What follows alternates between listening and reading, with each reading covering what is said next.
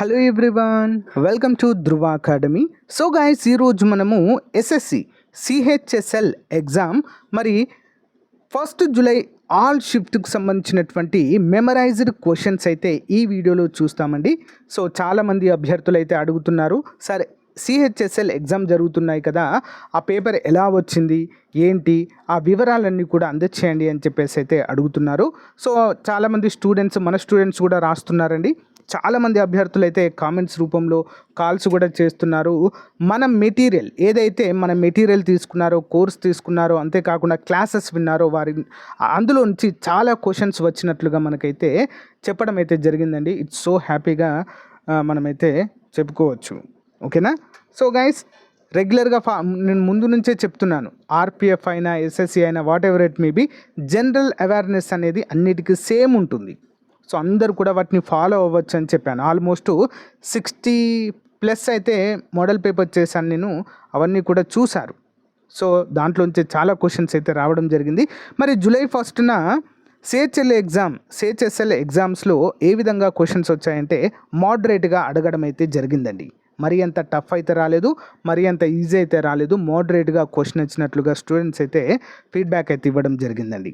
మరి కొన్ని క్వశ్చన్స్ ఏ విధంగా వచ్చాయి ఏంటి అనేది చూద్దాము. ఈ క్వశ్చన్ చూడడం వల్ల ఏంటి లాభం అంటే, సో రానున్నటువంటి ఆర్పిఎఫ్ కావచ్చు, ఎస్ఎస్సి ఎంటీఎస్ కావచ్చు, జీడీ కావచ్చు, సిహెచ్ఎల్ ఆర్ఆర్బి కావచ్చు, అన్ని ఉద్యోగాలకు కూడా మీకు యూజ్ అవుతాయండి. ఓకేనా? సో యూస్ఫుల్గా ఉంటాయి.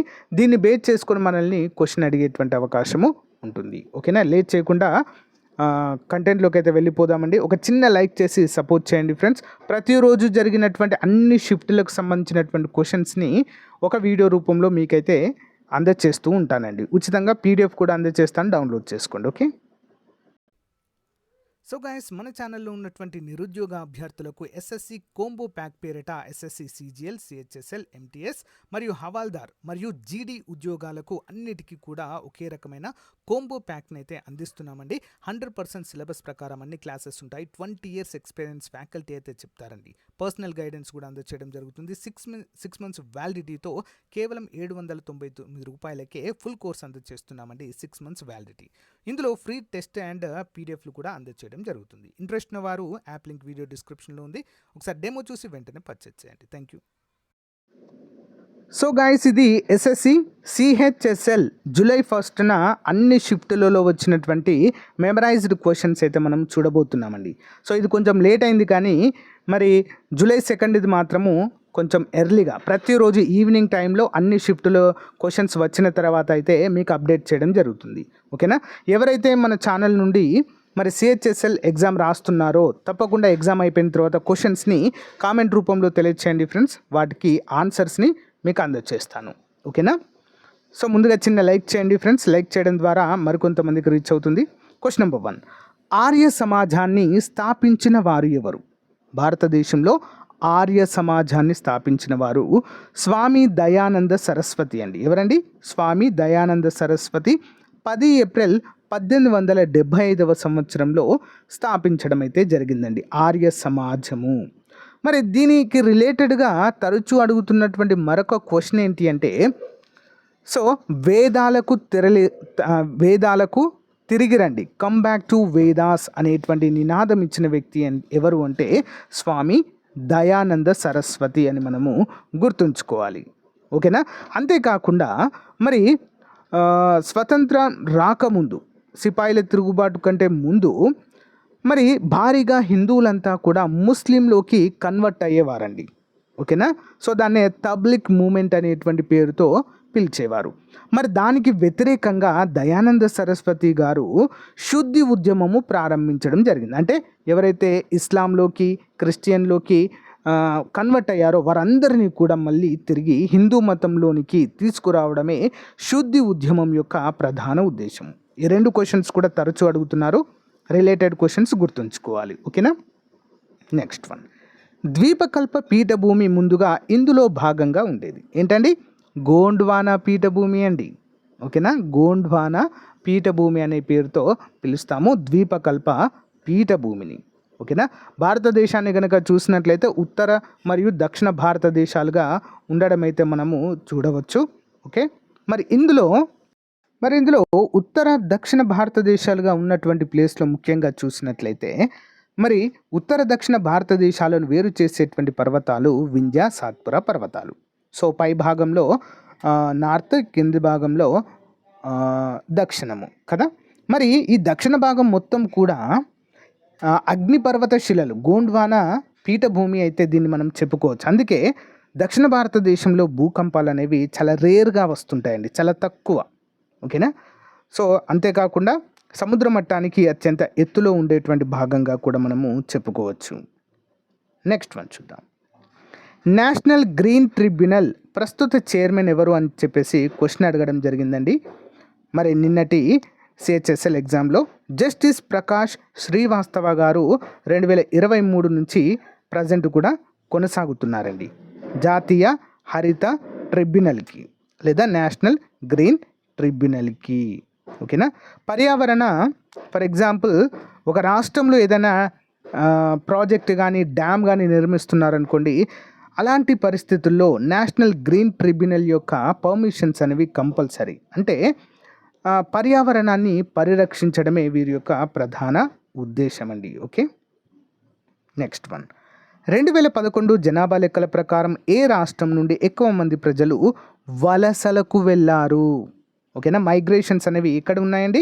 మహారాష్ట్ర నుంచి దాదాపుగా 5.4 కోట్ల మంది ఓకేనా వలసలు వెళ్ళినట్లుగా తెలుస్తుందండి. సో మహారాష్ట్ర తర్వాత ఉత్తరప్రదేశ్ 2వ స్థానంలో ఉంటుంది. అందరూ కూడా గమనించాలి. 2011 జనాభా లెక్కల నుంచి కంపల్సరిగా ఒక క్వశ్చన్ వస్తుందండి, కంపల్సరీ 100%. ఓకేనా. మరి అత్యధిక జనాభా కలిగినటువంటి రాష్ట్రం కూడా అడిగారండి, ఉత్తరప్రదేశ్ అండి. ఉత్తరప్రదేశ్ అత్యధిక జనాభా అయితే ఇక్కడ ఉంటుంది. ఓకేనా. తర్వాతి స్థానంలో చూసినట్లయితే మహారాష్ట్ర ఉంటుందండి. ఓకే. మహారాష్ట్ర 2వ స్థానంలో ఉండడాన్ని మనం చూడవచ్చు జనాభా పరంగా. ఓకే. Next one. భారత రాజ్యాంగంలో ప్రాథమిక హక్కులు ఏ భాగంలో ఉన్నాయి? ఇంపార్టెంట్ క్వశ్చన్ అండి. ఏ భాగంలో ఉంటాయి ప్రాథమిక హక్కులు? భారత రాజ్యాంగంలో 3వ భాగంలో 12 నుంచి 35వ ఆర్టికల్ వరకు మరి ప్రాథమిక హక్కులు ఉన్నాయి. సో దీనికి రిలేటెడ్ క్వశ్చన్ చూసినట్లయితే ప్రాథమిక హక్కులు అనేటువంటి వాటిని ఏ దేశ రాజ్యాంగం నుంచి మనం తీసుకున్నామంటే అమెరికా. ఓకే. అమెరికా రాజ్యాంగం నుంచి ప్రాథమిక హక్కులను అయితే మనము తీసుకోవడము జరిగింది. ఓకేనా. ఈ భావన అనేది మనకు అమెరికా రాజ్యాంగం నుంచే వచ్చింది. మరి అంతకంటే ముందు స్వతంత్రానికంటే ముందు 1935 భారత ప్రభుత్వ చట్టంలో ఓకేనా పొందుపరచడం కూడా జరిగిందండి. ఎవరి తీర్మానం ప్రకారం అంటే నెహ్రూ గారు భారత రాజ్యాంగం యొక్క ఆశయాలు, తీర్మానాలు అనేటువంటి ప్రతిపాదికలు 1930లో జరిగినటువంటి లాహోర్ సమావేశంలో ఈ యొక్క ప్రతిపాదన తీసుకురావడం అయితే జరిగిందండి.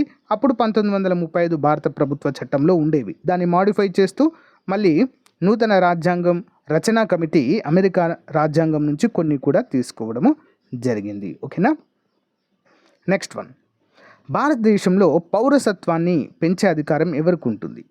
పౌరసత్వాన్ని అందించే అధికారం. ఓకే, ఇక్కడ తప్పుపడింది, టైపింగ్ మిస్టేక్. పౌరసత్వాన్ని అందించే అధికారం ఎవరికి ఉంటుందండి? భారత పార్లమెంట్ అండి. ఆర్టికల్ నెంబర్ 11 ప్రకారము ఎవరికైనా ఒక వ్యక్తికి పౌరసత్వం అందించాలంటే కంపల్సరిగా పార్లమెంట్కి అధికారం అనేది ఉంటుంది. ఓకేనా. సో అందరూ కూడా గమనించాలి. Next one. చదరంగంలో మొత్తం గడుల సంఖ్య ఎంత? గడుల సంఖ్య అంటే బాక్సెస్ 8x8 ఉంటాయండి. మొత్తం 64 గడులు అయితే ఇందులో ఉండడాన్ని మనము చూడవచ్చు. ఓకేనా. ప్రపంచానికి మరి చదరంగాన్ని పరిచయం చేసినటువంటి దేశము భారతదేశము, గుర్తుంచుకోవాలి. Next one. భారతదేశంలో ఆర్థిక సంవత్సరం ఏ రోజు నుంచి ప్రారంభం అవుతుంది? ఆర్థిక సంవత్సరం అండి, ఫైనాన్షియల్ ఇయర్. Important question. మరి April 1 టు March 31న స్టార్ట్ అవుతుందండి ఫైనాన్షియల్ ఇయర్. అదేంటి January 1 నుండి December 31 వరకు మన క్యాలెండర్లో ఉంటుంది కదా అంటే అది క్యాలెండర్ ఇయర్ అండి. మనకు ఆర్థిక సంవత్సరం మాత్రం April 1 నుండి March 31 వరకు ఉంటుంది కంపల్సరిగా. ఓకేనా. అందరూ కూడా గమనించాలి. భారతదేశంలో పంచవర్ష ప్రణాళికలలో రోలింగ్ ప్రణాళిక ఎప్పుడు ప్రవేశపెట్టారంటే 78-80 సంవత్సరాల మధ్యకాలంలో రోలింగ్ ప్రణాళికలను ప్రవేశపెట్టడం అయితే జరిగింది. మరి భారతదేశంలో పంచవర్ష ప్రణాళికలను 1951 ఆ టైంలో 50-51 ఆ టైంలో నుంచి ప్రణాళికలను అయితే ప్రవేశపెట్టడం జరిగింది. ఈ ప్రణాళికలు అనే భావన ప్రపంచంలో మొదటిసారిగా రష్యా దేశంలో అయితే రావడం జరిగింది. భారతదేశానికి ప్రణాళికలు అవసరమని మొదటగా చెప్పిన వ్యక్తి సుభాష్ చంద్రబోస్ గారుగా మనమైతే గుర్తుంచుకోవాలి. ఓకేనా, ఇంపార్టెంట్ క్వశ్చన్ అండి. నెక్స్ట్ చూద్దాం. మరి ప్రణాళికా సంఘము ప్రజెంట్ ఉందా అండి? లేదు. ఓకేనా, 1 జనవరి 2015 సంవత్సరంలో ప్రణాళికా సంఘాన్ని నీతి ఆయోగ్గా మార్చడం జరిగింది. ఓకేనా, ప్రణాళికా సంఘం ఉన్నప్పుడు ప్రణాళికా సంఘానికి చైర్మన్గా ఎవరు ఉంటారంటే అధ్యక్షులుగా ప్రధాని ఉంటారు. ఇప్పుడు కూడా మరి నీతి ఆయోగ్ కూడా చైర్మన్గా ప్రధాని ఉండడం అయితే మనము చూడవచ్చు. Okay, next one. బతియాలి ఏ రాష్ట్ర సాంప్రదాయ నృత్యము? బతియాలి అనేటువంటిది క్వశ్చన్ అడిగారండి. పశ్చిమ బెంగాల్. Next one. దలేర్ మెహందీ ఏ రాష్ట్ర ప్రముఖ నేపథ్య గాయకుడు? పంజాబ్ అండి. ఓకేనా, పంజాబ్ రాష్ట్రానికి చెందిన వ్యక్తి దలేర్ మెహందీ, ప్రముఖ గాయకుడు అండి, చాలా famous person. Next one. Sekawa అనేటువంటి సాంప్రదాయ పండుగ ఏ రాష్ట్రంలో నిర్వహించుకుంటారు? సెకావా ఏంటండి? సిక్కిం రాష్ట్రంలో జరుపుకునేటువంటి సాంప్రదాయ పండుగ. దీన్ని బట్టి చూస్తే మీకు ఏమర్థమవుతుందండి? భారతదేశంలో ఉన్నటువంటి వివిధ రాష్ట్రాలు, ఆ రాష్ట్రాల యొక్క సాంప్రదాయ నృత్యాలు, పండుగలు, ఇవన్నిటి గురించి కూడా మనము తెలుసుకోవలసి ఉంటుంది. ఓకేనా, ఇంపార్టెంట్ క్వశ్చన్ అండి. Next one. ట్రేడ్ బ్యాలెన్స్ అంటే ఏంటి? ట్రేడ్ బ్యాలెన్స్ ఎగుమతులు దిగుమతులకు మధ్య భేదము, ఎకానమీ గురించి అయితే ఇవ్వడం జరిగింది. Trade balance. Next one. IPFT ప్రెసిడెంట్గా ఉన్న క్రింది వారిలో ఎవరికి 2023లో పద్మశ్రీ అవార్డు లభించింది? ఎవరికి వచ్చిందండి? నరేంద్ర చంద్ర దెబ్బర్మా అనేటువంటి వ్యక్తికి 2023లో పద్మశ్రీ అవార్డు లభించడాన్ని మనం చూడవచ్చు. IPFT చైర్మన్గా లేదా ప్రెసిడెంట్గా అయితే వీరు ఉన్నారండి. ఇంపార్టెంట్. అంటే ఇక్కడ మనము పద్మ అవార్డుల గురించి కూడా ఖచ్చితంగా తెలుసుకోవాలి. సో భారతదేశంలో అత్యున్నత పౌర పురస్కారము భారతరత్న, తర్వాత పద్మ విభూషణ్, తర్వాత పద్మభూషణ్, తర్వాత పద్మశ్రీ. ఈ విధంగా ఆర్డర్ ప్రకారం ఉంటాయి. ఎవ్రీ ఇయర్ వీటిని ప్రకటించడం అయితే జరుగుతుంది. ఓకేనా, ఈ సంవత్సరం కూడా మొత్తము భారతరత్న కూడా ఐ థింక్ 4 to 5 మెంబర్స్కి అయితే రావడం జరిగిందండి. ఓకేనా, గుర్తుంచుకోవాలి అన్నీ కూడా. నెక్స్ట్. DNA ఏ సూత్రం పైన పనిచేస్తుంది అంటే పరివర్తన అనేటువంటి సూత్రం. ఓకేనా, పరివర్తన అనేటువంటి సూత్రం పైన ఆధారపడి ఉంటుంది. నెక్స్ట్ వన్ చూద్దాము. ప్లేయింగ్ ఇట్స్ మై వే ఎవరి ఆత్మకథ? ప్లేయింగ్ ఇట్స్ మై వే ఎవరిదండి? సచిన్ టెండూల్కర్ గారిదండి. ఓకేనా, ప్రముఖ cricketer, veteran cricketer Sachin Tendulkar గారి యొక్క ఆత్మకథ ఏంటండి? Playing it's my way. Important. అంటే ఆత్మకథలను గురించి కూడా క్వశ్చన్ అయితే రావడం జరిగింది. నెక్స్ట్. తేరీ మిఠీ మే మిల్ జావా అని చెప్పేసి ఒక సాంగ్ ఉంది కదండి, చాలా ఫేమస్ అయింది. ఇది ఏ చిత్రంలో ఉందనే క్వశ్చన్ వచ్చిందండి. ఓకేనా, ఏంటి? కేసరి అనేటువంటి ఫిల్మ్ చాలా ఫేమస్ అయింది కదండి, చాలా ట్రెండింగ్లో కూడా ఈ పాట అయితే ఉందండి. మరి ఈ యొక్క పాట ఏ చిత్రంలో ఉందని అడిగారండి కదా, ఏంటి? కేసరి. Next one. 2023 ప్రపంచ కప్ ఆతిథ్య దేశం ఏంటి అని క్వశ్చన్ అడిగారు. ఇండియాలో నిర్వహించడం అయితే జరిగింది. ఓకేనా, ఇండియాలో నిర్వహించినటువంటి ఈ యొక్క ప్రపంచ కప్కి విజేత ఎవరండి? ఆస్ట్రేలియా విజేతగా నిలవడం చూడవచ్చు. ఆస్ట్రేలియా విజేతగా నిలిచింది. మరి మ్యాన్ ఆఫ్ ది టోర్నమెంట్గా ఎవరు నిలిచారంటే Virat Kohli. Man of the match Travis Head అండి, ఆస్ట్రేలియన్. ఓకేనా, గుర్తుంచుకోవాలి. Next one. Nehru institute of mountaineering ఎక్కడ కలదు? Nehru institute of mountaineering Uttarkashi, ఉత్తరాఖండ్లో అయితే ఉందండి. Nehru institute of mountaineering. Important question. Next one. భారత రాజ్యాంగంలోని 4వ భాగంలో వేటిని పొందుపరిచారు? Directive policy of state principles అంటారు. ప్రాథమిక విధులు అయితే ఇందులో ఉండడం అయితే మనము చూడవచ్చు భారత రాజ్యాంగంలోని 4వ భాగంలో. నెక్స్ట్. 2022 G20 సమావేశాలను కోఆర్డినేట్ చేసిన వారు క్రింది వారిలో ఎవరు కోఆర్డినేట్ చేశారండి? హర్షవర్ధన్ శ్రింగ్లా అండి, భారత విదేశాంగ కార్యదర్శిగా పనిచేశారు. హర్షవర్ధన్ శ్రింగ్లా గారు వీటిని కోఆర్డినేట్ చేయడం జరిగింది. ఇలా కోఆర్డినేట్ చేయడాన్ని ఏమంటారంటే షేర్పా అంటారండి. ఓకేనా, షేర్పా అని చెప్పేసి పిలవడం అయితే జరుగుతుంది. ఇంపార్టెంట్. ప్రపంచంలో మొదటిసారిగా గ్రామీణ బ్యాంకులను ప్రారంభించిన వారు ఎవరంటే ఇక్కడ బంగ్లాదేశ్ అని పడింది. సో ప్రారంభించిన వారు ఎవరంటే మహమ్మద్ యూనస్ అండి. ఎవరండి? మహమ్మద్ యూనస్ అండి. వీరు బంగ్లాదేశ్ దేశానికి చెందినటువంటి ప్రముఖ ఆర్థికవేత్త. ఓకేనా. సో ఇటీవల వీరిపైన చాలా అలిగేషన్స్ వచ్చి వీరిని అరెస్టు చేసేంత వీరిపైన చాలా కేసులు అయితే అయ్యాయండి. సో ఆర్థిక కుంభకోణాలపైన కేసులు కూడా అయ్యాయి. ఇటీవల చాలా వార్తల్లో ఉన్నారు మహమ్మద్ యూనస్ గారు. ఓకేనా. వీరికి నోబెల్ ప్రైజ్ కూడా రావడం జరిగిందండి ఆర్థిక శాస్త్రంలో, గమనించాలి. నెక్స్ట్ వన్, గులాంగిరి పుస్తక రచయిత ఎవరండి? మహాత్మా జ్యోతిబా పూలే 1873 సంవత్సరంలో ఈ పుస్తకాన్ని రచించారు. ఓకేనా. ముఖ్యంగా ఎవరైతే పీడించబడినటువంటి వర్గాలు ఉన్నారో, ఎస్సీలు కావచ్చు, ఎస్టీలు కావచ్చు, బీసీలు కావచ్చు, ఎవరైతే ఉన్నారో వీరి అభ్యున్నతి కోసము పాటుపడిన వ్యక్తి మహాత్మా జ్యోతిబా పూలే గారండి. సో వారి అభ్యున్నతి గురించి, వారు ఏ విధంగా అణచివేతకు గురయ్యారు, ఏ విధంగా దోపిడికి గురయ్యారు అనేటువంటి అంశాలను ఈ యొక్క గులాంగిరి అనేటువంటి పుస్తకంలో మెన్షన్ చేయడం జరిగింది. ఇంపార్టెంట్ క్వశ్చన్ అండి. నెక్స్ట్ వన్, క్రింది వాటిలో తీగ వాయిద్యము కానిది ఏంటి అనే క్వశ్చన్ అడిగారు. క్రింది వాటిలో తీగ వాయిద్యము కానిది ఏంటండి? సో అక్కడ ఇచ్చిన ఆప్షన్స్లో పిల్లన గ్రోవి అనేది తీగ వాయిద్యం కాదు. దానికి తీగ ఉంటుందండి? ఉండదు. సింపుల్ క్వశ్చన్ కదా. ఆప్షన్స్లో ఏమి ఇచ్చారు? వీణ, గిటారు, సితారా, సంగ్రే అనేవి ఇవ్వడం అయితే జరిగిందట అండి. మరి పిల్లన గ్రోవికి గిటార్ అంటే తీగ లాంటివి ఏమి ఉండవు కాబట్టి ఆన్సర్ అదే. ఓకే. బాదామి చాళుక్యుల వంశస్థాపకులు ఎవరండి? 1వ పులకేశి అండి.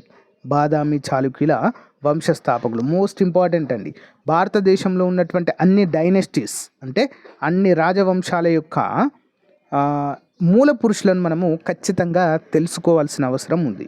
ఒక క్వశ్చన్ అడుగుతున్నారు, నేను ఖచ్చితంగా దీనిపైన ఒక టాపిక్ అయితే చేస్తానండి, ఒక వీడియో చేస్తాను, అందరూ కూడా గమనించాలి.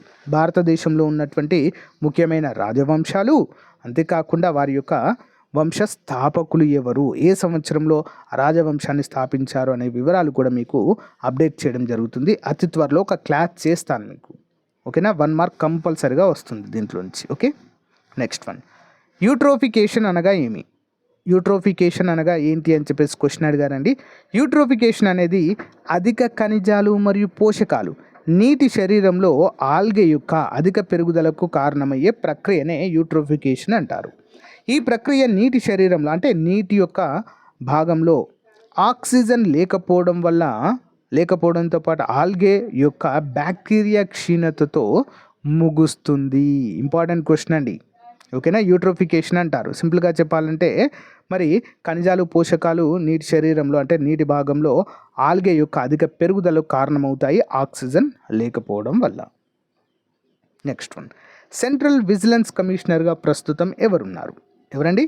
సెంట్రల్ విజిలెన్స్ కమిషనర్గా ప్రవీణ్ కుమార్ శ్రీవాస్తవ గారు కొనసాగుతున్నారు. ప్రవీణ్ కుమార్ శ్రీవాస్తవ గారు. నెక్స్ట్ వన్, నాట్య శాస్త్రాన్ని రచించిన వారు ఎవరు? భరతముని. సో గైస్, ఎవరైనా మన యొక్క ఎస్ఎస్సి ఎంటీఎస్ మోడల్ పేపర్లు, ఆర్పిఎఫ్ మోడల్ పేపర్లు చూసిన వారికి కరెక్ట్ ఎగ్జాక్ట్లీ ఐడియా వస్తుందండి. ఇప్పుడు మనం చెప్పుకున్నటువంటి ఈచ్ అండ్ ఎవ్రీ బిట్ నేను చెప్పాను, అర్థమైందా అండి? సో ఆ మోడల్ పేపర్స్ ఎవరైతే చూసారో జీకేజిఎస్ని ఆల్మోస్ట్ ఆన్సర్ చేయగలుగుతారండి. ఓకేనా. డ్రైన్ సిద్ధాంతాన్ని ప్రతిపాదించిన వారు ఎవరు? దీన్ని చెప్పానా చెప్పలేదా? సో ఖచ్చితంగా ఎవరైనా మన మోడల్ పేపర్స్ అన్నీ చూసిన వారు ఒకసారి చెప్పండి. దాదాబాయి నౌరోజీ అని చెప్పాను నేను ఆల్రెడీ. ఓకేనా. భారతదేశ కురువృద్ధుడు అని. ఓకేనా. భారతీయ జాతీయ కాంగ్రెస్కి 3 సార్లు అధ్యక్షత వహించిన వ్యక్తి అని. భారత జాతీయ కాంగ్రెస్కి అధ్యక్షత వహించిన మొట్టమొదటి పార్షి అని. ఇవన్నీ కూడా చెప్పాను నేను. భారతదేశంలో మరి సంపదను బ్రిటిష్ వారు ఏ విధంగా దోపిడీ చేస్తున్నారు అని వివరించే పుస్తకమే డ్రైన్ థియరీ అండి, డ్రైన్ సిద్ధాంతము. చూసారా, ఈ క్వశ్చన్ అడిగారు, చాలా క్లియర్గా ఎక్స్ప్లెయిన్ చేశాను మీకు. ఓకే. నెక్స్ట్ వన్, భారతదేశంలో ప్రజాస్వామ్య దేశంగా అవతరించిన సంవత్సరం. సింపుల్గా చెప్పాలంటే గణతంత్ర దినోత్సవం ఎప్పుడు? 1950 జనవరి 26న భారతదేశము ప్రజాస్వామ్య దేశంగా అవతరించిందండి. అంటే మనల్ని కన్ఫ్యూజ్ చేయడానికి ఈ విధంగా అడిగారు. భారతదేశ గణతంత్ర దినోత్సవం ఎప్పుడు అంటే డైరెక్ట్గా చెప్పేస్తారు ప్రజాస్వామ్య దేశంగా అవతరించింది ఎప్పుడు అంటే చాలామందికి ఓకే మనకు స్వతంత్రం వచ్చినప్పుడు కదా అనుకుంటారు, కానీ కాదండి. ఎప్పుడైతే మన భారత రాజ్యాంగం అమల్లోకి వచ్చిందో ఆ రోజే మనము ప్రజాస్వామ్య దేశంగా మారాము. ఓకే, నెక్స్ట్ అంతర్జాతీయ ఫుట్బాల్ క్రీడలో మరి ఉపయోగించే బాల్ సైజ్ ఎంత అని అడిగారండి. 27 నుంచి 28 ఇంచుల సైజ్ అయితే మరి ఉపయోగించడం అయితే జరుగుతుందండి. ఓకేనా. మరి గత సంవత్సరం జరిగినటువంటి ఫుట్బాల్ ప్రపంచ కప్ ఎక్కడ జరిగిందండి? ఖతర్లో జరిగిందండి. ఖతర్ అందరూ కూడా గమనించాలి. ఓకే, మరి విజేత వచ్చేసి బ్రెజిల్ దేశంగా మనమైతే చెప్పుకోవచ్చు. ఓకే, అందరూ కూడా గమనించాలి. మెస్సీ దానికి సారథ్యం వహించడం అయితే జరిగింది. నెక్స్ట్ వన్ చూద్దాం. తూర్పు కనుమలలో ఎత్తైన శిఖరం ఏది? మహేంద్రగిరి అండి. 1501 మీటర్లు అయితే ఇది ఉంది. తూర్పు కనుమల్లో ఎత్తైన శిఖరం. పశ్చిమ కనుమల్లో ఎత్తైన శిఖరం ఏంటంటే అన్నైముడి. తూర్పు కనుమల్లో ఎత్తైనది ఏంటి? మహేంద్రగిరి. పశ్చిమ కనుమల్లో ఎత్తైనది అన్నైముడి. నీలగిరిలలో ఎత్తైనది దొడబెడ్డ పర్వత శిఖరం. భారతదేశంలోనే ఎత్తైన శిఖరము K2 శిఖరము, గ్యాడ్విన్ ఆస్టిన్ అనే పేరుతో పిలుస్తాం. ప్రపంచంలోనే ఎత్తైన శిఖరం ఏంటి? ఎవరెస్ట్ శిఖరము. Okay, next one. బ్రహ్మధేయ అంటే అర్థం ఏంటి అని క్వశ్చన్ అడిగారండి. పూర్వము రాజులు బ్రాహ్మణులకు దానంగా ఇచ్చే భూములనే బ్రహ్మధేయ అనేవారు. నెక్స్ట్ దేవద అంటే ఏంటి? దేవుళ్ళకి ఇచ్చే భూములు బ్రహ్మధేయ అంటారు. మరి అగ్రహారాలు అంటే ఏంటి? పూజారులకు దానంగా ఇచ్చే భూములను అగ్రహారాలు అని పిలుస్తారు. దానికి related question. Okay, next one. భారతదేశంలో ఆరోగ్య సంరక్షణ వ్యవస్థ ఎన్ని అంచెలలో ఉంటుంది? ఎన్ని అంచెల్లో అండి? 3 అంచెల్లో ఉంటుందండి. Primary health system, secondary health system and territory health system అనేవి ఉంటాయి. ప్రైమరీ హెల్త్ సెంటర్స్ అని చూస్తాం కదండి, PHCs. ఓకే, గ్రామీణ ప్రాంతాల్లో మనం చూస్తుంటాం. నెక్స్ట్ కొంచెం సిటీలలో సెకండరీ ఉంటుందండి. Secondary health system. ఇక మెయిన్ పెద్ద సిటీలలో టెరిటరీ హెల్త్ సిస్టమ్ అనేది ఇంప్లిమెంట్ చేయడం జరుగుతుంది. భారతదేశంలో 3 రకాల ఆరోగ్య సంరక్షణ వ్యవస్థలు ఉంటాయి 3 అంచెల్లో. నెక్స్ట్ భారతదేశంలో మొదటిసారిగా మైగ్రేషన్ మానిటరింగ్ సిస్టమ్ ప్రవేశపెట్టిన రాష్ట్రం ఏంటి? మహారాష్ట్ర. మైగ్రేషన్ మానిటరింగ్ సిస్టమ్ అంటే రాష్ట్రం నుంచి ఎంతమంది వలసలు వెళ్తున్నారు, ఎంతమంది ఈ రాష్ట్రానికి వలసలు వస్తున్నారు అనేటువంటి ఇన్ఫర్మేషన్ ఎప్పటికప్పుడు కూడా డిజిటలైజ్ చేసి అందించేటువంటి విధానమే migration monitoring system. Next one. Karnataka సంగీతానికి పితామహుడిగా ఎవరిని పేర్కొంటాం? పురంధర దాస్. ఎవరండి? పురంధర దాస్. Next one. భారతదేశంలో హిందూ క్యాలెండర్ ప్రకారం హోలీ పండుగను ఏ రోజున జరుపుకుంటారు? పాల్గుణ పౌర్ణమి. ఏంటండి ఇవి కూడా చెప్తానండి నేను. మన హిందూ క్యాలెండర్ మరియు తెలుగు క్యాలెండర్ నెలలు వీటిపైన కూడా క్వశ్చన్ అడుగుతుంది కాబట్టి దీనిపైన కూడా ఒక క్లాస్ చెప్తానండి మీకు కంపల్సరిగా. భారతదేశంలో హిందూ క్యాలెండర్ ఏంటి మరియు హోలీ పండుగ ఏ పండుగలు ఎప్పుడు వస్తాయి, ప్లస్ తెలుగు క్యాలెండర్ ప్రకారం పండుగలు ఎప్పుడు వస్తాయి అనే వివరాలు కూడా మీకు చెప్తాను ఒక క్లాస్లో. Next one. కరేవా నిర్మాణాలు హిమాలయాలలో ఏ భాగంలో ఉంటాయి? జమ్మూ కాశ్మీర్లో ఇవి కనిపిస్తాయండి మనకి, కరేవా నిర్మాణాలు లేదా హిమానీనాదాలు ఇవన్నీ కూడా. రాగిని అనేటువంటిది ఏ రాష్ట్రానికి చెందిన ప్రముఖ సాంప్రదాయ పాట? రాగిని హర్యానాలో చాలా ఫేమస్ అండి. ఓకేనా, హర్యానాలో చాలా ఫేమస్ ఇది. Next one. ఎక్స్రే రేడియేషన్ ఆధారంగా పరమాణు సంఖ్యను కనుగొన్నవారు? ఎక్స్రే రేడియేషన్ ఆధారంగా పరమాణు సంఖ్యను కనుగొన్నవారు హెన్రీ మోస్లే అండి. 1913వ సంవత్సరంలో మరి ఎక్స్రే రేడియేషన్ ఆధారంగా పరమాణు సంఖ్యను కనుగొన్న వ్యక్తిగా మనము గుర్తుంచుకోవాలి. నెక్స్ట్. భారత సైన్యంలో కెప్టెన్గా నియమితులైన మొదటి మహిళ శివా ఠాకూర్ ఎక్కడ నియమితులయ్యారు? మోస్ట్ ఇంపార్టెంట్ క్వశ్చన్ అండి. నేను మన డైలీ కరెంట్ అఫైర్స్లో మరీ చెప్పాను ఇది ఎగ్జామ్లో అడిగే అవకాశం ఉంది అని. సో డైలీ కరెంట్ అఫైర్స్ కూడా ఫాలో అవ్వండి ఫ్రెండ్స్ డైలీ. ఎవరు? సియాచిన్లో వీరైతే నియమితులు కావడం జరిగింది. ప్రపంచంలోనే అతి ఎత్తైన యుద్ధ భూమిగా ఇది ప్రసిద్ధి అండి. అత్యంత ఎత్తులో ఉంటుంది. మరి ఇక్కడ -డిగ్రీలలో టెంపరేచర్ అనేది ఉంటుంది. మరి ఇక్కడ నియమితులైన మొట్టమొదటి మహిళా క్యాప్టెన్ ఎవరంటే శివా ఠాకూర్ గారు. Okay, next one. భారత రాజ్యాంగంలో పౌరసత్వం గురించి తెలియచేసే ఆర్టికల్ నెంబర్ 5 అండి. పార్ట్ 2లో 5 నుంచి 11 వరకు పౌరసత్వం గురించి తెలిపేటువంటి ఆర్టికల్స్ ఉంటాయి. Next one. శ్రీ గురు మాయాధర్ రౌత్ 1950లో ఏ నృత్యాన్ని తిరిగి ప్రాచుర్యంలోకి తెచ్చాడు? ఎవరండి? శ్రీ గురు మాయాధర్ రావుత్. ఎవరండి? ఒడిస్సియన్ నృత్యానికి ప్రాణం పోసిన వ్యక్తి అండి.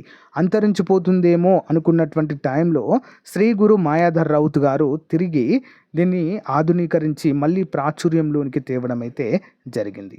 ఓకేనా? సేమ్ కాకతీయుల కాలంలో ఏ విధంగా అయితే నాట్యం ఉండేదో, ఓకేనా, సో ఆ నాట్యాన్ని కూడా, సో సడన్గా పేరు గుర్తు రావట్లేదు, సో మరి కాకతీయుల కాలంలో యుద్ధంకు పోయే టైంలో చేసేటువంటి ఒక నృత్యం అయితే ఉంటుందండి. ఎవరైనా తెలిస్తే కామెంట్ చేయండి, సడన్గా గుర్తు రావట్లేదు నాకు. సో అది మరి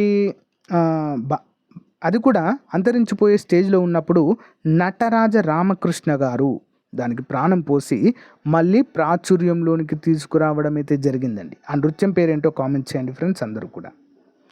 నెక్స్ట్ వన్, గంగూవర్ అనేటువంటి పండుగ భారతదేశంలో ఏ రాష్ట్రంలో జరుపుకుంటారు? గంగూవర్ పండుగ, రాజస్థాన్. చూసారా అండి, పండుగల గురించి ప్రతి షిఫ్ట్లో ఒక క్వశ్చన్ అడిగారండి రాష్ట్రంలోని పండుగల గురించి. సో దీనిపైన నేను చేస్తాను ఒక క్లాస్ కంపల్సరీగా. థర్మోస్పియర్ మరియు స్ట్రాటోస్పియర్ని వేరు చేసే పొర ఏంటండి?